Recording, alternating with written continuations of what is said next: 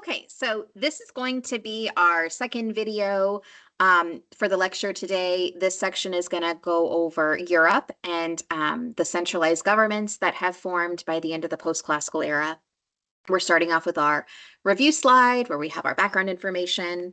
We have already talked about Europe being very decentralized, living under feudalism during the Middle Ages. But then after the year 1000, Europe starts to trade, have cities, and that is largely because of Muslim agricultural revolution food spreading to Europe and the Crusades. We also talked about how the Crusades weakens feudalism and facilitates the growth of centralized kingdoms where kings in England and France and Spain, they start to control society and administer justice. They issue laws and they collect taxes, and doing those things allows them to maintain control over their state. So for these notes, we'll go through some examples of the strong kingdoms in Spain, France, England, and Russia that stay strong by the end of the post-classical era, even though the plague has broken out, even though the population has gone down and there are labor unrest and peasant revolts. Even though all that's happening, by the end of the post-classical era, there are some very strong kingdoms in Europe. And these strong kingdoms have generally two things in common. One, they issue taxes directly on the people, which gives the king money to use to either have a bureaucracy or pay for a military. Having that tax money is really important. The other thing they do is they maintain a military. They keep a large standing army that use gunpowder weapons that have diffused from Asia. And that military is paid for by the king, not by some local leader. So again, those are the two things that these centralized places have in common. We'll also go through the Italian city-states that have grown wealthy from trade, but I think I'm gonna do that in a third video. Okay, so at this point, I want you to flip through your note packet and look for the part that says France or England, because I've skipped a part. We'll go back to that in a second, but skip to the page that has France and England. For France and England, what we want to know is that France and England previously fought over land during an event called the 100 Years' War. Remember how William the Conqueror was from Normandy and he sailed across the English Channel and conquered England? So at one point, England was England and Normandy. Well, basically, France and England fight over land. They fight over what is France and what is England in an event called the 100 Years' War. And by the time the war is over, it kind of goes to England being up here and France being down here. Long story short. The significance of this event for our course is that both places, England and France, accumulate debt to pay for the war. Consequently, both countries put taxes on their people and assemble armies to fight in battle. So now the nobles really have no control. They don't have a military. They don't have this large stockpile of money.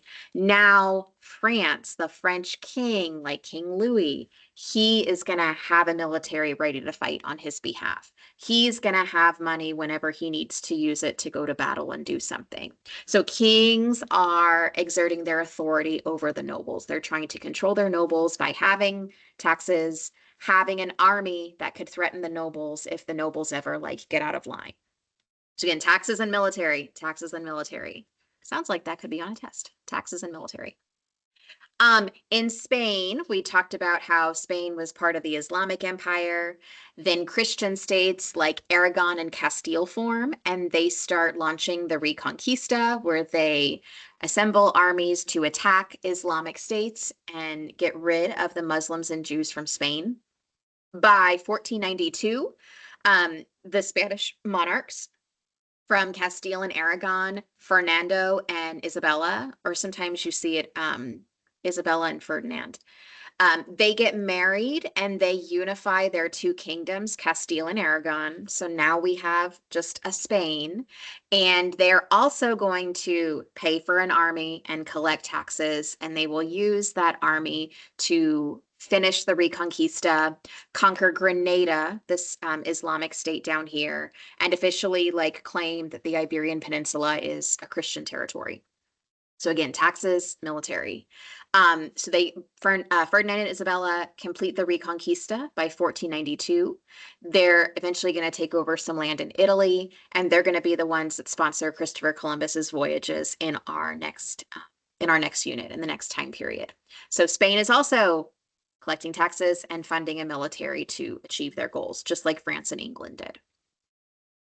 And then lastly, we have Russia.